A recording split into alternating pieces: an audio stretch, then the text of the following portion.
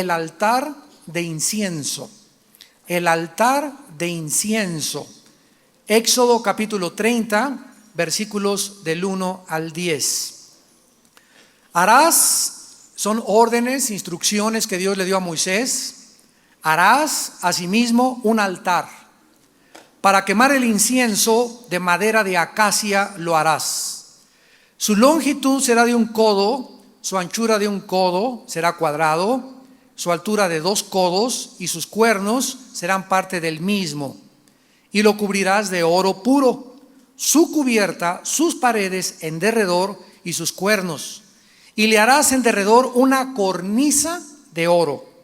Le harás también 2 anillos de oro debajo de su cornisa, a sus 2 esquinas a ambos lados suyos, para meter las varas con que será llevado. Harás las varas de madera de acacia y las cubrirás de oro.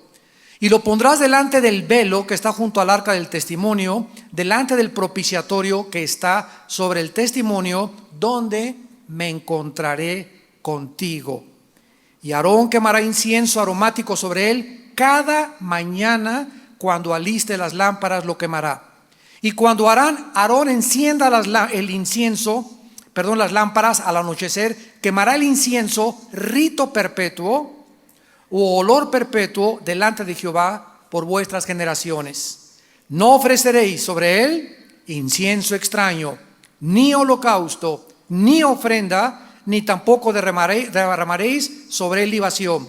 Y sobre sus cuernos hará Aarón expiación una vez al año con la sangre del sacrificio por el pecado para expiación. Una vez en el año hará expiación sobre él por vuestras generaciones. Será muy santo a Jehová. Hoy vamos a escudriñar profundamente este pasaje preciosísimo, porque si hay algo maravilloso en la vida cristiana es orar. Y se tiene un conocimiento muy superficial de la oración por ignorar las riquezas que Dios nos ha guardado y escondido a nosotros sus santos. Como oraba Pablo en Efesios, para que sean capaces de conocer las riquezas de la herencia que tenemos nosotros en Jesucristo. Y una de las revelaciones más maravillosas de la Biblia es saber que Dios ha diseñado la forma en la que podemos tener acceso con Él. ¿Se imaginan? Y poder comunicarnos con Él y poder entrar en contacto con Él, no teniendo que irnos a la villa de rodillas, no teniendo que escalar el monte de los Himalayas, no teniendo que hacer sacrificios y golpearnos con chicote ni crucificarnos, no tener que ayunar durante 3 o 4 días. Simplemente Dios ha diseñado que la forma más rápida e inmediata de entrar en contacto con Él es de rodillas. Simplemente cuando nos ponemos a orar, hacemos contacto con el Altísimo, el Dios Todopoderoso. Siempre que nosotros tengamos necesidad de consuelo, de ánimo, de fortaleza espiritual, de seguridad, de amor, de valor, debemos de saber que no es con tu comadre, ni con el pastor, ni con tu esposo, ni con la doctora Corazón, la que nos va a dar la seguridad, la paz, el consuelo, sino que debemos estar completamente seguros en fe que es Dios el que está dispuesto a escuchar nuestros problemas. Yo siempre le he dicho a la gente cuando se acercan a nosotros: ay, hermano, llega doña Dolores, ay, hermano Alducin, ay, sí, el otro. Usted, en primer lugar, ¿ya le contó todo lo que me va a contar a Dios? ¿Ya estuvo usted de rodillas, doña Dolores, doña Quejumbres, hoy en la mañana? ¿Ya estuvo usted en contacto con Dios antes de creer que yo sea Dios?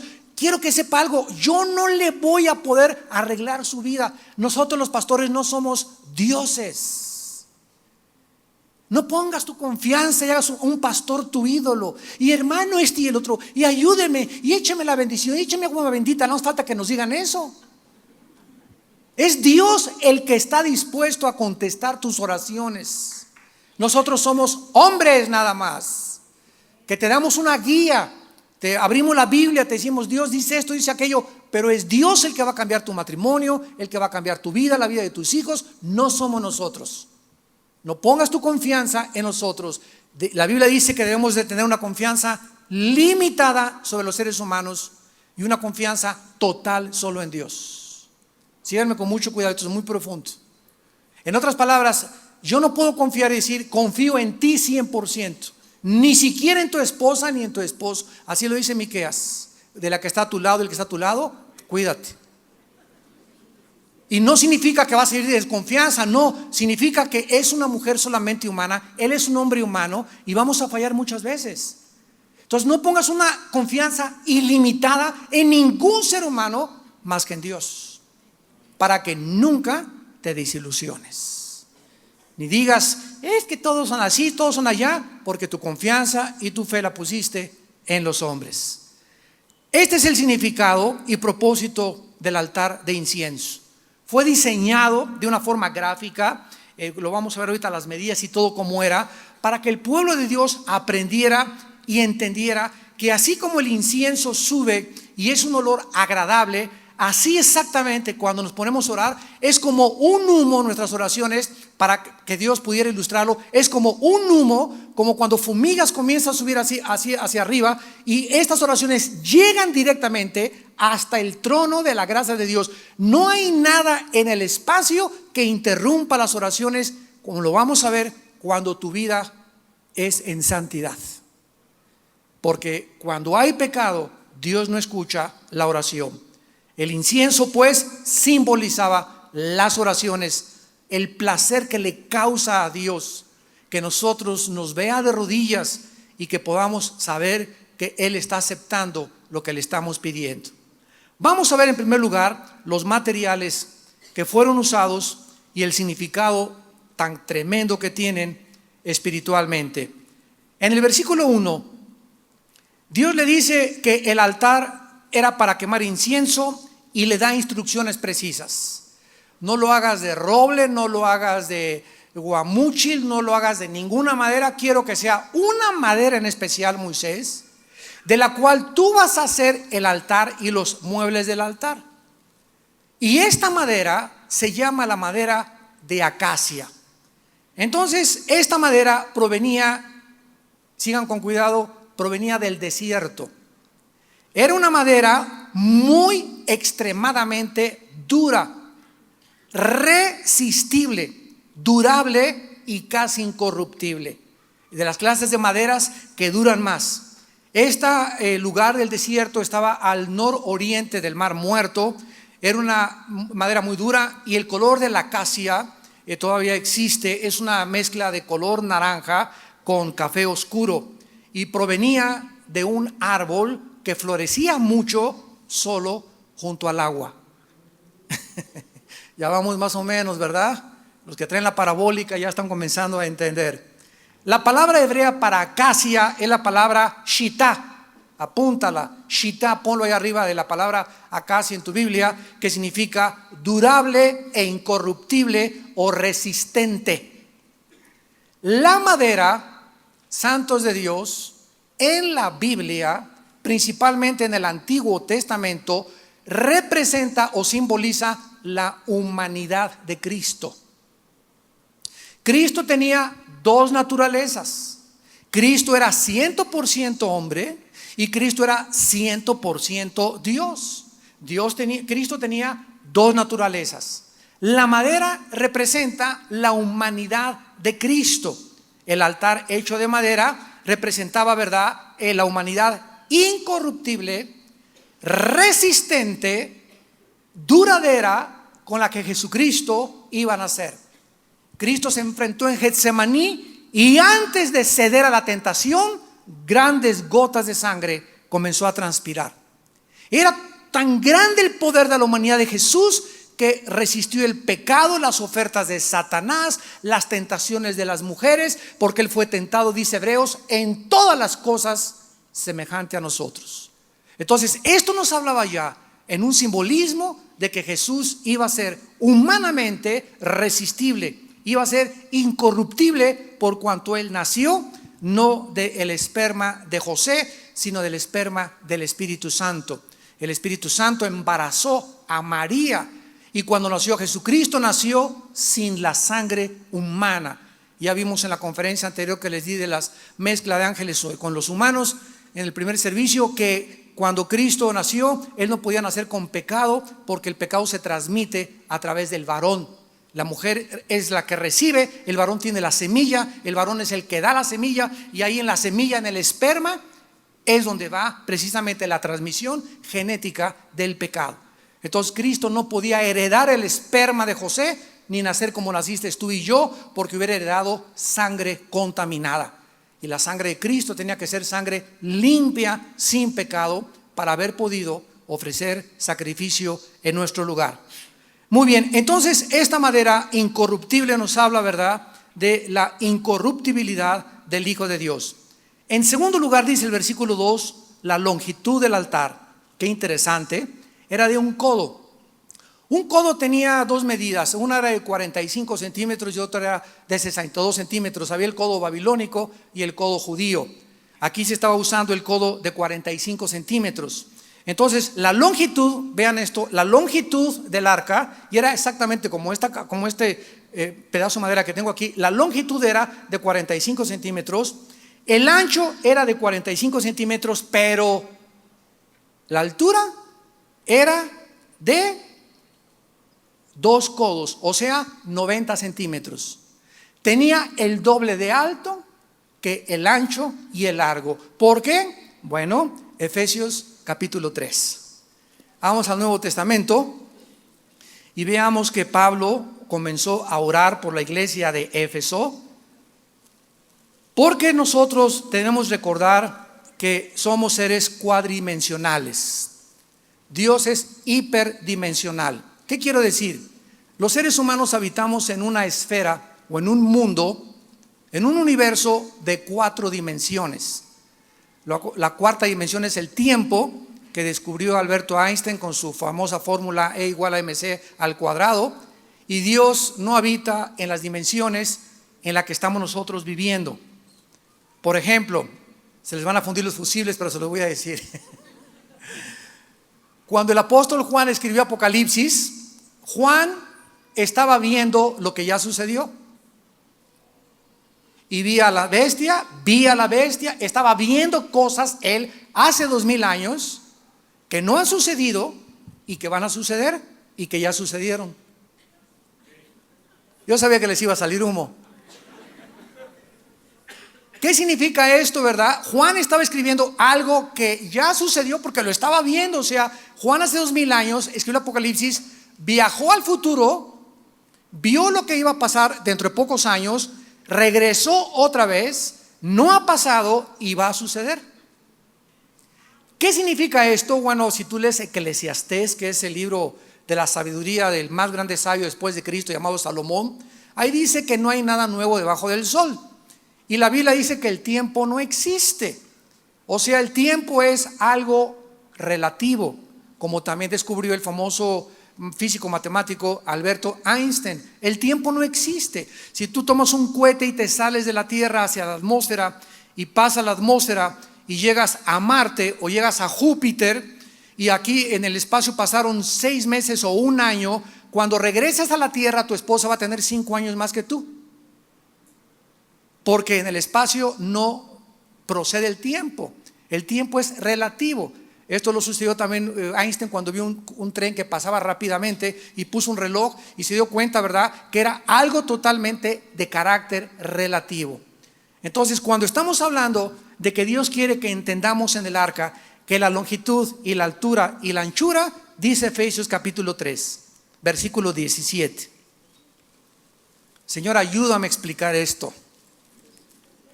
Dice Efesios 3:17, para que habite Cristo por la fe en vuestros corazones, a fin de que seáis capaces, o a fin de que arraigados y cementados en el amor, seáis plenamente capaces de comprender con todos los santos cuál sea la anchura, la longitud y la profundidad y la altura, y de conocer el amor de Cristo que excede a todo conocimiento. En otras palabras, Dios no quiere que solamente conozcas a Cristo así, o que lo conozcas solamente así y así, porque mucho más grande que adelante y a los lados el arca tenía el doble, porque es mucho más alto de lo que nosotros podemos percibir. Dice en Efesios 3:20 también: y aquel que es poderoso para hacer todas las cosas mucho más abundantemente de lo que pedimos o entendemos. Entonces, cuando oramos, no voy a la derecha ni voy enfrente, no voy con el cura, no voy con el pastor, no voy con la comadre, con la doctora Corazón, no voy con Walter Mercado, no voy a nadie que esté en mis dimensiones. Cuando oro, me voy hacia arriba, porque es de allá de donde viene la respuesta. Y vas a comenzar a comprender que no debes de confiar en los hombres para que te puedan ayudar. Tus problemas financieros, tus problemas de matrimonio, todos los problemas que tú tengas de consuelo, de soledad, de tristeza, de vaciedad, de odio, todo lo que tú quieras, lo resuelve Dios. Por eso el arca era el doble de alto que de largo y que de ancho. Regresamos a Éxodo y vemos también que además de estas alturas que aparentemente no tienen significado superficialmente viéndolas para nosotros, vemos cómo comienzan a tener significado cuando comenzamos a juntar la Biblia y los versículos. Dice la Biblia en el versículo 2 que también el altar, aquí está el altar, tenía que tener un cuerno aquí, un cuerno aquí, un cuerno aquí y un cuerno aquí. Los cuernos en la Biblia no significan a la italiana cuerninini. No significan, ¿verdad?, traición. Al contrario, la Biblia, el significado de los cuernos en la Biblia, tanto en Apocalipsis como en el libro de Daniel, como en el libro del Éxodo, significan el poder de Dios. El poder de un búfalo está en los cuernos. El poder de un toro está en los cuernos. Y tendrás fuerzas como el búfalo, dice el Señor. Entonces los cuernos representan el poder de Dios. Por eso se habla del anticristo como el cuerno pequeño en Daniel 7, Daniel 8, Daniel 11, etcétera, etcétera. Porque va a surgir como un pequeño gobernante insignificante y después se va a engrandecer sobre todos los demás cuernos o reyes o poderosos de la tierra. Entonces este altar tenía que tener 4 cuernos, ¿verdad? Y tenía que estar también labrados de la misma madera incorruptible, porque significan el poder que Dios tiene para contestar nuestras oraciones. Es en el altar de incienso, es a través de la oración donde tú vas a descubrir el poder de Dios. ¿Cómo puede uno descubrir el poder de Dios si no es a través de nuestras necesidades? Ay, Derma, tengo un problema gravísimo. Es precisamente en este problema que estás atravesando, en esta necesidad que estás atravesando, que Dios está permitiendo que atravieses para que ahí descubras que Él es real. Y para que cuando ores y veas que Dios contesta la oración, puedas saber que algo sobrenatural sucedió y de manera sobrenatural te resolvió tu problema, y lo que tú creías que te iba a venir no te vino. Es cuando caemos de rodillas y lo alabamos más. Y lo adoramos más y lo conocemos más, porque lo estamos conociendo que la necesidad del hombre es la oportunidad de Dios.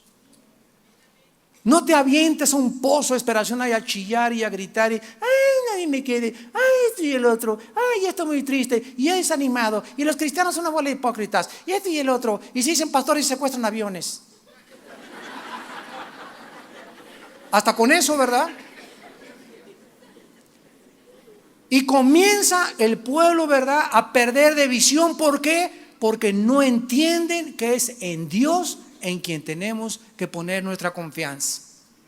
Las víctimas eran atadas. Cuando se ponía aquí la víctima, o el chivo o el borrego que iban a matar, o la oveja, entonces la amarraban a una pata acá, la otra pata acá, y amarraban así a la víctima para que no se moviera, y ahí venía el sacrificio. Y nosotros nos damos cuenta que el altar de incienso con los cuernos también simboliza la cruz. Porque fue ahí en la cruz donde el poder de Dios mantuvo colgado a su Hijo Jesucristo. El poder de Dios es el que nos mantiene crucificando nuestra carne. Dice en Romanos 8, porque los que son de la carne no pueden agradar a Dios. Y cuando Cristo estaba en la cruz, le gritaban: bájate, tú tienes el poder, nada más sale así a los clavos y te desclavas. ¿Para qué estás sufriendo tanto? Y a la gente no le gusta vernos a nosotros crucificados tampoco. Bájate, compadre, vente a las chelas, vente, vámonos a la disco. Mira que todas las muchachas tienen relaciones con sus novios. Haz esto. Quiere el mundo que nos bajemos de la cruz, y es en la cruz donde está la victoria. Ahora, para poder crucificar esto que va en contra de nuestra propia fuerza y voluntad, necesitamos el poder de Dios. Y Dios no nos ha dado espíritu de cobardía, sino de poder, amor y dominio propio. Para eso vino el Espíritu Santo a nuestra vida, para darnos poder de crucificar nuestra carne. Y si tú no comienzas a practicar la crucifixión de tu carne, una de las cosas, uno de los gimnasios más buenos que existen para comenzar a crucificar la carne es el ayuno. El ayuno no es para echarle manita de puerco a Dios. Voy a ayunar en 3 días y no voy a comer nada, y sáname a mi bebé, Señor. Mira, cuando me veas así y veas que y tengo mucha hambre y no estoy comiendo porque te amo, Señor, porque me estoy sacrificando, Dios va a decir, ¿sabes una cosa? No se compara tu ayuno con la muerte de mi hijo. El sacrificio de los impíos es abominación a Jehová. A Dios no lo movemos por ningún sacrificio, porque Él hizo el más grande de todos los sacrificios en la cruz. A Dios lo movemos por nuestra fe. Entonces nunca ayunes con ese propósito. Voy a ayunar para que Dios me conteste. Voy a ayunar para comenzar a ejercitar una disciplina espiritual, y durante el ayuno dedicarme a la oración y a la lectura de la palabra de Dios. Porque si no tienes tiempo en tu ayuno de leer en la Biblia y vivir en la Biblia y estar 1 o 2 días en la Biblia, mejor no ayunes. Ni los ángeles hasta burla hacen de ti. Llevo 3 días sin ayunar y con unos dolores de cabeza tremendos, hermano. Pues claro que sí, en el metro y para acá, pero estoy ayunando. A Dios no le interesa que no comas. Hay que quedarte raquítica si quieres, o raquítico si quieres. A Dios lo movemos por fe, y sin fe es imposible agradar a Dios. Tenemos que entender y conocer y meternos en la cabecita qué es lo que Dios quiere de cada uno de nosotros. Vemos en tercer lugar, en el versículo 3, de qué forma el altar, la madera, era cubierta. Lo cubrirás de oro puro. Su cubierta, sus paredes en derredor y sus cuernos, y le harás en derredor una cornisa de oro. Así como las otras piezas del tabernáculo, el altar debería de ser cubierto de oro purísimo, finísimo. La madera significa la humanidad de Cristo. El oro significa en la Biblia la divinidad. La divinidad. La humanidad de Jesús tenía que estar cubierta por la divinidad. Cuando Jesús nació de una virgen, Él fue cubierto por el Espíritu Santo. Su humanidad fue cubierta por el oro de Dios. El propósito de la cornisa era una cosita así alrededor del altar. Qué interesante es que se le pusiera alrededor. ¿Por qué mandó poner alrededor del altar Dios una cornisa de oro? Porque aquí en el altar había carbones.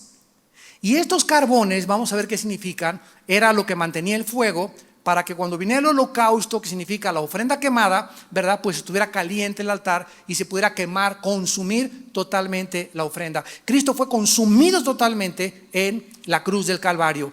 El propósito de la cornisa de oro era evitar que los carbones no se cayeran.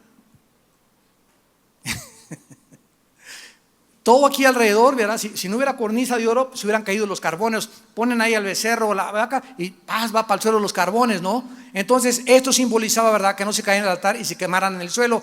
O sea, en otras palabras, es el poder del Espíritu Santo. Los carbones significan la pasión de la oración. Y es el poder del Espíritu Santo el que impide que nosotros podamos caer en pecado. Segunda de Timoteo capítulo 1 versículo 6. Vean el otro lenguaje bajo el Nuevo Testamento de los santos de Dios. Segunda de Timoteo 1 versículo 6. Le dice Pablo a Timoteo: te aconsejo que avives el fuego. ¿De dónde viene esta terminología del Antiguo Testamento, de los carbones, del altar de incienso, que Pablo conocía porque era maestro del Antiguo Testamento? Dentro de nosotros ahora hay un altar. que ese altar que estamos estudiando era un símbolo del altar que está en tu corazón. Y lo que mantiene ardiendo tu corazón, cuando vas al mercado ves a la marchanta ahí con sus tamales y todo, y está en el anafre, ¿verdad? ¿Por qué el oxígeno, cuando le hace así a los carbones, siguen ardiendo? Porque es la combinación perfecta para que no se apaguen los carbones. Dentro de nosotros hay un fuego que el Espíritu Santo prendió cuando entró a nuestra vida. Pero ahora es nuestra responsabilidad. ¿Y qué es lo que le da el aire?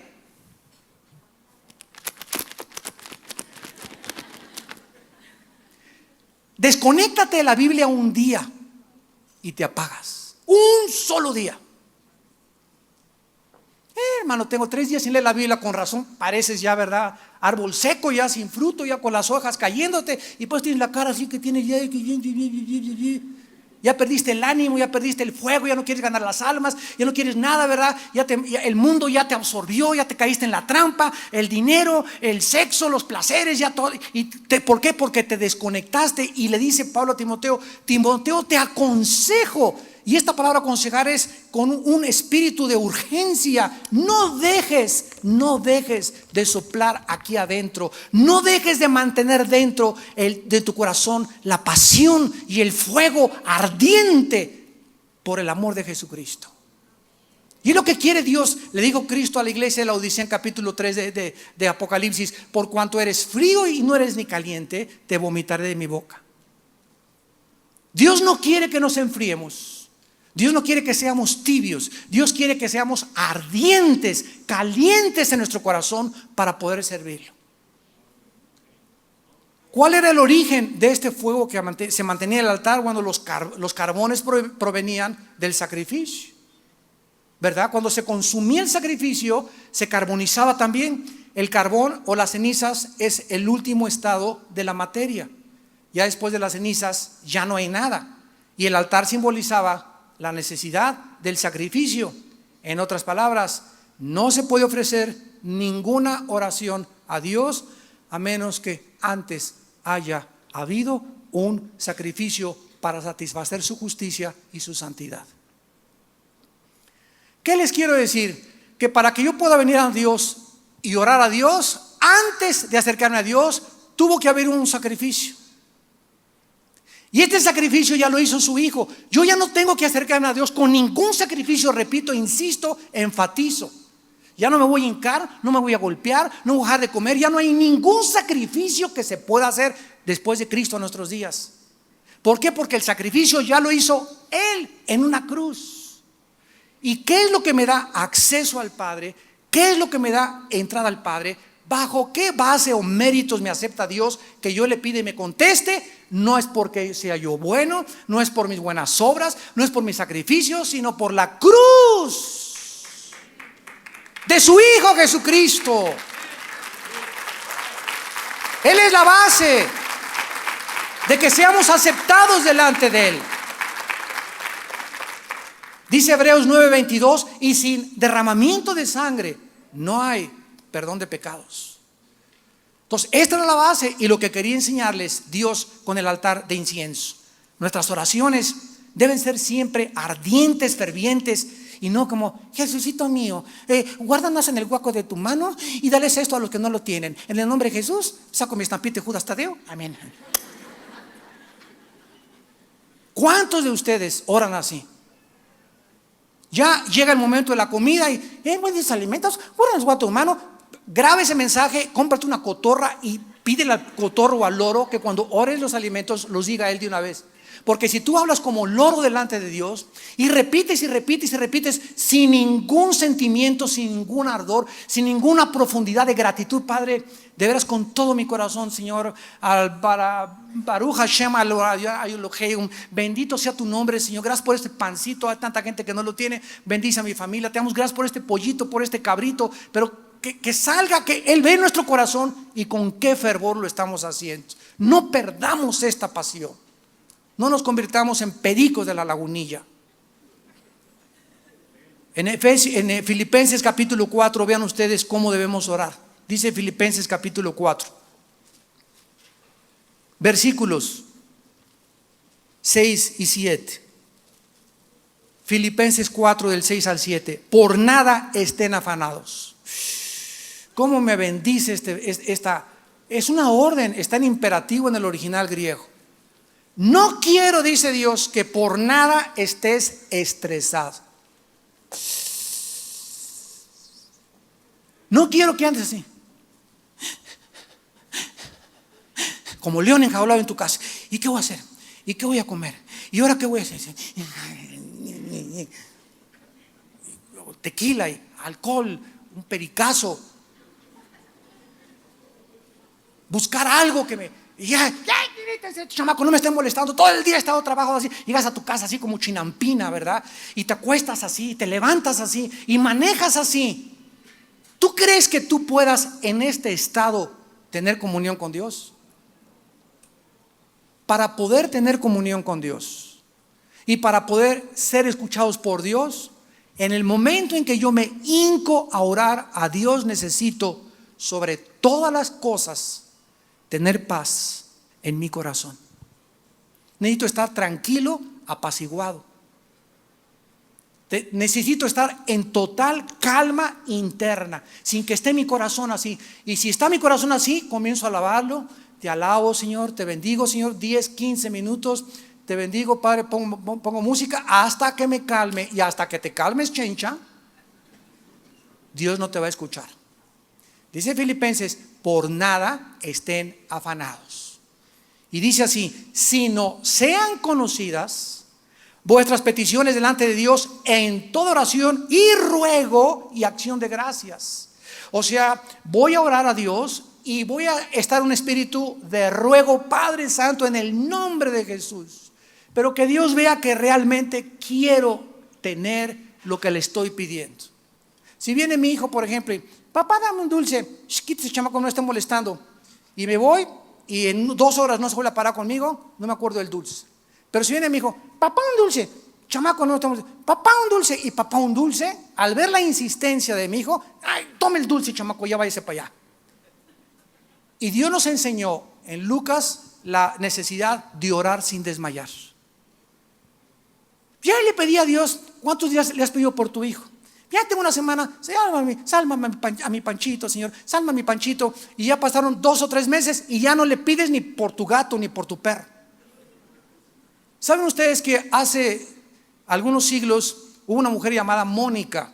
La Iglesia Católica la conoce como Santa Mónica, y era la madre de Agustín de Hipona. Agustín era un muchacho, pirruration, como los que hay ahora, con su Rolex a los 15 años, con carro a los 18, destrampado, mujeriego, borracho, parrandero y jugador. Y Mónica era una mujer entregadísima a Dios y oró por Agustín 16 años. 16 años oró por su hijo y a los 32, 33 años de edad se convirtió Agustín. Su madre no, Agustín ya chocó, y Agustín esto, Padre Santo, te doy gracias porque tú me has dicho mi generación será bendita. Y se agarró a las promesas de Dios, 16 años no se rindió Mónica y se convirtió Agustín de Hipona en el más grande teólogo de los principios de la era cristiana. Uno de los más grandes pensadores y filósofos cristianos que la historia ha conocido antes de Calvino. ¿Cuánto tiempo oras por tus hijos tú?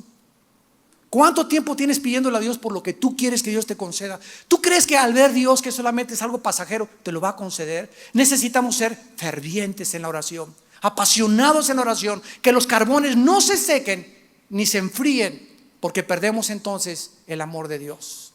Miren ustedes Levítico capítulo 6. Lo que Dios ordenó al pueblo de Israel. Levítico está después de Éxodo, capítulo 6. Dice Levítico 6, versículo 12 y 13. Levítico 6 del 12 al 13. El fuego encendido sobre el altar no se apagará, sino que el sacerdote pondrá en él leña cada mañana. Acomodará el holocausto, o sea, el sacrificio sobre él, quemará las grosuras, o sea, la grasa de los sacrificios. El fuego arderá continuamente en el altar, no se apagará. Diario en la mañana tenemos que traer leña a nuestra vida, y la leña es la palabra de Dios. Mientras no estés en la palabra cada mañana, alimentándote con la palabra de Dios, se apaga el fuego, te vas a enfriar, te vas a secar, te vas a desanimar, ya vas a perder la brújula, ya no vas a saber qué es bueno, qué es malo, te vas a amargar, vas a comenzar a hablar mal de toda la gente, nunca vas a estar contento, nunca las cosas te van a salir bien. ¿Y todo por qué? Porque no quieres obedecer ni quieres entender que separados de Él nada podemos hacer. Juan 15:4, separados de Cristo nada podemos hacer. Ahora dice aquí la Biblia en el versículo 4 y 5 de Éxodo, nuestro pasaje, Éxodo 30, versículo 4 y 5, los anillos de oro en cada lado. Le harás también 2 anillos de oro debajo de su cornisa. O sea, acuérdense, la cornisa era toda como un barandelito así alrededor que tenía el altar para que no se caían los carbones. Y entonces aquí junto iba a tener 2 anillos grandísimos, el arca de oro en sus 2 esquinas, ambos lados, para meter las varas con que será llevado. Acuérdense que el tabernáculo era algo movible, se tenía que transportar y todo tenía que tener la manera de transportarse. Entonces el arca tenía así unos anillos, se metían las varas también de acacia, también forradas de oro, para transportar el arca. El altar, lo mismo que todo el tabernáculo, fue diseñado para moverlo y trasladarlo de un lugar al otro, por lo que el altar de incienso tenía que tener las mismas características. ¿De qué nos habla esto? De que nuestras oraciones no están limitadas a un lugar geográfico. A donde quiera que se llevara el altar, ahí podían orar. Así que quitémonos esa idea de vamos a la iglesia a orar. A mí me decían eso en mi antigua religión. Cuando yo llegaba ahí, ¿verdad? Olía incienso y nadie hablaba, porque era el lugar ahí donde debía orar. Salía y ajúa viva Zapata. Y creemos que solamente en la iglesia se debe orar, o en esas paredes, o en ese altar, o voy al aeropuerto, por ejemplo, hay capillas y mucha gente. Bueno, está bien, ¿verdad? Tienen hasta sus reclinatorios y entran ahí y ahí se hincan. Y ahora yo oro en el baño, en el trono. No necesito, ¿verdad?, estar en esa posición para poder orar. O puedo estar sentado orando. Esto nos habla, ¿verdad?, que donde quiera que estemos, en la posición más cómoda, si no estás a gusto de rodillas, yo en mi caso particular no puedo orar si no estoy de rodillas. Ya me he acostumbrado a eso. Me acuesto y me quedo dormido orando. Por eso no me gusta orar acostado, porque me quedo dormido, yo me conozco. Entonces me pongo en rodillas y ahí estoy, ¿verdad? Y es como puedo yo estar. Pero si tú puedes estar sentado o no te duermes acostado, lo puedes hacer, no hay ningún problema. No es la posición, es el corazón lo que Dios ve. Entonces puedes ir en el avión, puedes ir en el metro orando, puedes ir platicando con Dios. Pero esto nos habla precisamente de que la oración no está limitada. En el versículo 6 dice la Biblia: y le pondrás delante del velo. El altar va a estar colocado en una posición exacta delante del velo que está junto al arca del testimonio, delante del propiciatorio que está sobre el testimonio, donde me encontraré contigo. En otras palabras, el altar estaba directamente en la presencia de Dios. El propiciatorio, acuérdense que era la cajita donde se encontraba el maná, la vara de Aarón y los 10 mandamientos. Y ahí era donde el sumo sacerdote una vez al año hacía el sacrificio en el lugar santísimo, y el altar de incienso estaba exactamente enfrente de la presencia de Dios. Esto es muy significativo en el libro de Apocalipsis capítulo 8. Ayer en el desayuno les comenté este pasaje donde antes de que las trompetas comiencen a sonar, hay una escena en el cielo, Apocalipsis 8, donde los ángeles están listos. Y se acerca un ángel con un incensario. Y dice aquí en Apocalipsis 8, para ir rápido, que se acercan y le dan incienso para que lo añadan en el altar. Ahí está el altar en el Apocalipsis del que estamos estudiando, para añadirlo a las oraciones de los santos. Y cuando el altar estuvo lleno de las oraciones, o se completaron las oraciones que Dios está esperando que se completen, para comenzar a juzgar el mundo. Entonces agarró el incensario, el ángel, y lo aventó sobre la tierra. O sea, Dios está contestando nuestras oraciones para juzgar al mundo. Y mientras más estemos nosotros en fervor y en pasión, Padre Santo, oh Dios, acaba con tanta pornografía, Señor. Esos programas de televisión que a las 10 de la mañana salen ahí cosas deshonestas y vulgares y corrompidas a las 10 de la mañana, telenovelas que ya no tienen de veras ningún recato alguno para sacar las escenas que salen. ¿Cuántos de ustedes han llorado y han mojado su almohada y en la noche han con ruego y pasión diciéndole: Padre Santo, ya basta, Señor, ven pronto por nosotros, haznos justicia, Señor? ¿Cuántos de ustedes han mantenido ese fervor, esa pasión? Como en Ezequiel 9, los que mantuvieron esa pasión fueron los que fueron salvados de la destrucción de Jerusalén. Y esto es lo que significa precisamente el arca, que estamos enfrente de Dios y Él está escuchando nuestras oraciones. Nuestras oraciones están cerca del trono de Dios. Nuestras oraciones están cerca de la gloria de Dios, cerca del trono de su misericordia, cerca de su poder. En el libro de los Hebreos capítulo 10 lo dice de esta manera la Biblia. Dice Hebreos capítulo 10 versículo 22: acerquémonos con corazón sincero, en plena certidumbre de fe, purificados los corazones de mala conciencia y lavados los cuerpos con agua pura. En esta es la condición en la que debemos acercarnos al Altísimo. Y finalmente, ¿cuál era el propósito del tabernáculo? Dice el versículo 7 de Éxodo 20: Aarón quemará incienso cada mañana, cuando alice las lámparas lo quemará. Cuando Aarón encienda las lámparas al anochecer, quemará el incienso en rito perpetuo delante de Jehová por todas las generaciones. El sumo sacerdote cada mañana debía alistar las lámparas y el incienso para quemarlo en el altar. Esto simboliza la importancia de que nuestras oraciones principalmente deben ser hechas en la madrugada, en la mañana. Hermana, yo oro a las 12 del día. Dios le dijo a Josué, de día y de noche, de día y de noche, de día y de noche. A las 2 de la tarde te dije que de día y de noche, nada más de noche. ¿O no me entiendes? Que de día y de noche. O arráncale las hojas a la Biblia. Y cuando comenzamos a ver los salmos escritos por David, Salmo 5, versículo 3, dice la Biblia que David decía a Dios: oh Jehová, Salmo 5, 3, de mañana oirás mi voz, de mañana me presentaré delante de ti y esperaré. ¿Cuándo? De mañana. Salmo 63, 1, Dios mío, eres tú, de madrugada te buscaré, mi alma tiene sed de ti, mi carne te anhela en tierra seca y árida donde no hay aguas. ¿Cuándo? De madrugada lo buscaba.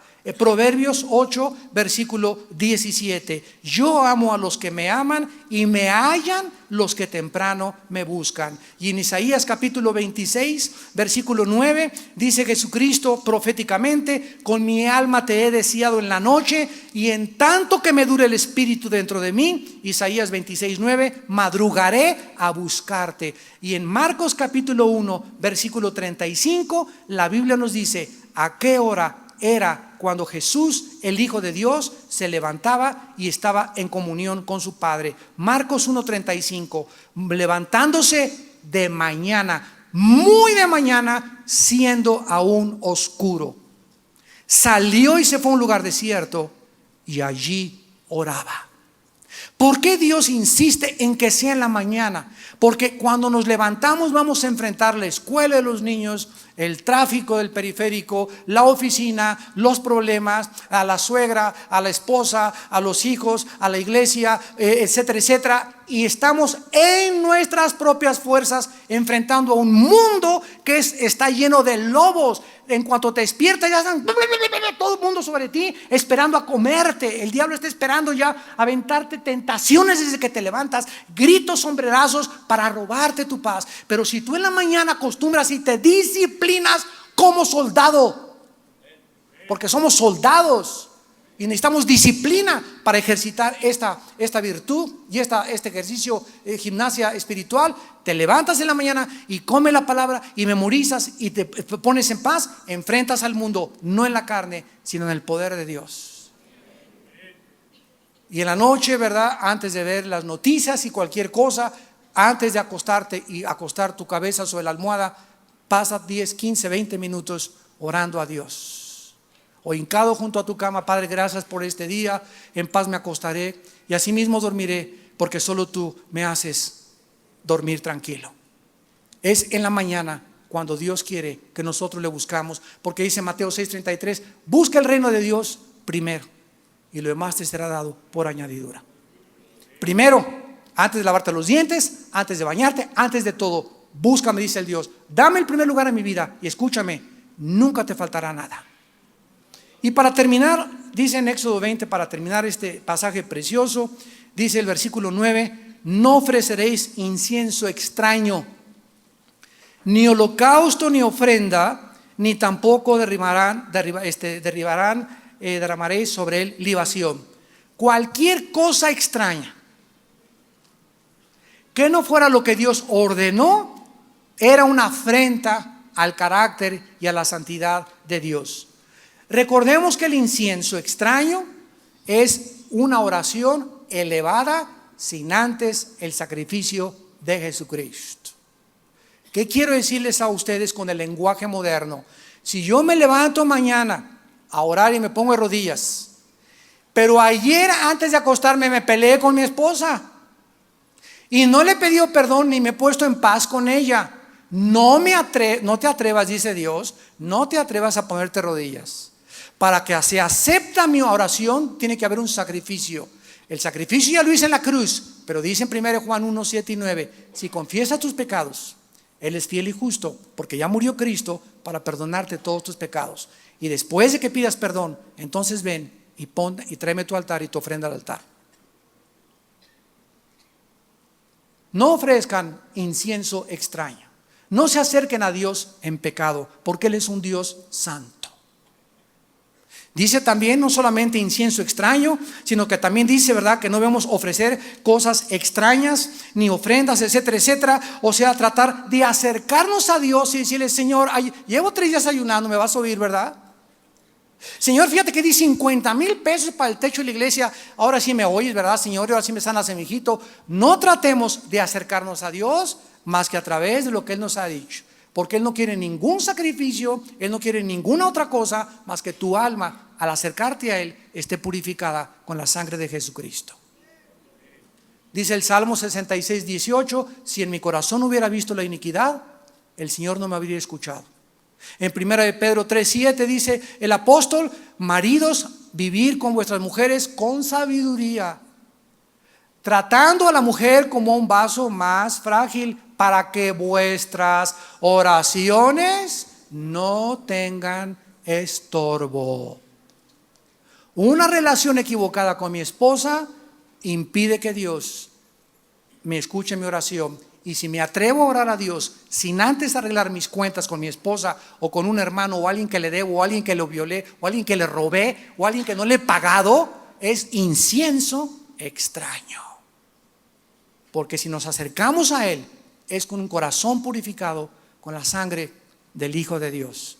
Padre, nos acercamos en esta tarde ante tu trono para alcanzar misericordia en el tiempo oportuno. Gracias, Señor, por habernos revelado el propósito que tenías gráficamente con el altar, de esconder detrás de los símbolos del oro, de la madera, de los cuernos, de los anillos, de las cornisas, del incienso extraño, revelarnos bajo el nuevo pacto lo que nos querías dar a entender. Ahora el Espíritu Santo nos enseña estos simbolismos y ahora lo entendemos, que lo escondiste en parábolas, como habló Cristo, para que los que tengan ojos no vean, para que los que tengan oídos no oigan, porque su corazón está endurecido y no quieren entender las cosas espirituales. Gracias, Señor, porque oramos en el nombre de Jesús, que es el nombre sobre todo nombre. Y gracias porque en este momento nuestras oraciones están subiendo como un humo hacia ti. Y te pedimos, Padre, que venga pronto Jesús por nosotros. Señor Jesús, tu esposa dice, ven pronto. Y los que tengan en esta mañana hambre y sed, vengan, dice el Señor, el Espíritu de Dios, y serán saciados sin tener que sacrificar ni dar nada más que con el sacrificio de su Hijo Jesucristo. Ustedes que nos ven por la televisión, los invito en este momento a que comiences a ejercitar la oración pidiéndole a Cristo que entre a tu vida con estas palabras. Las personas que quieran recibir a Cristo por primera vez en esta tarde, dile así en tu corazón, sinceramente, honestamente: Señor mío y Dios mío, te pido perdón por mi vida. Te pido perdón, Señor, porque yo solamente tenía una religión y no entendía ni siquiera cuando oraba lo que decía. Ahora entiendo que es la manera de entrar en comunión contigo, de tener una comunión íntima contigo, porque me has lavado con la sangre de Cristo. Te pido que entres a mi vida, porque creo que en la cruz Cristo murió en mi lugar y con su sangre pagó mis pecados. Gracias porque creo que resucitó de los muertos a los 3 días, y porque está vivo, te pido, Cristo, que entres a mi vida como mi Señor y mi Salvador. Enséñame a orar en tu nombre, Señor Jesús. Amén.